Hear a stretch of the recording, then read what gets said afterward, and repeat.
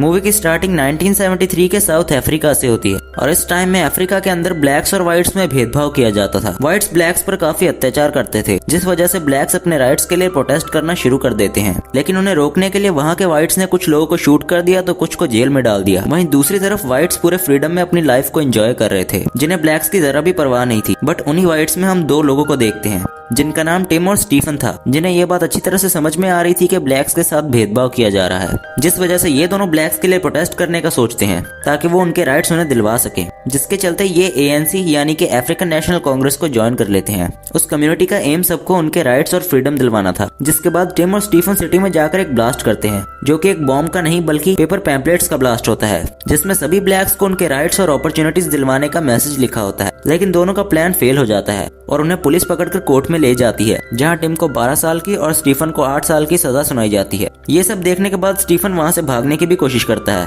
पर उसका फायदा नहीं होता और वो लोग उसे फिर से पकड़ लेते हैं। जिसके बाद टिम और स्टीफन को एक प्रिटोरिया नाम के प्रिजन में डाल दिया जाता है, जहाँ का जेलर इनसे कहता है कि तुम्हें व्हाइट्स के साथ गद्दारी नहीं करनी चाहिए थी। जिसके बाद टिम और स्टीफन को अंदर ले जाया जाता है, जहाँ की सिक्योरिटी बहुत ज्यादा टाइट थी। टिम वहाँ के हर दरवाजे और उनके लॉक्स को बड़े ध्यान से देख रहा था, क्योंकि उसके दिमाग में यहाँ 12 साल तक सड़ते रहने का कोई विचार नहीं था। उसके बाद इन दोनों को अपने अपने सेल्स में डाल दिया जाता है। अब क्योंकि टिम और स्टीफन का सेल साथ साथ ही था, तो दोनों वॉल को नॉक करके एक दूसरे से कम्युनिकेट करते थे। अगली सुबह जब दोनों खाना खाने के लिए जाते हैं तो टिम और स्टीफन को वहाँ कैदी दो अलग अलग ड्रेसेस में दिखते हैं। जिसके बाद वहाँ उनकी मुलाकात एक डैनियल नाम के आदमी से होती है, जो कि वहाँ उम्र कैद की सजा काट रहा था। वो टिम को बताता है कि उसने भी उसी की तरह ब्लैक्स के लिए प्रोटेस्ट किया था।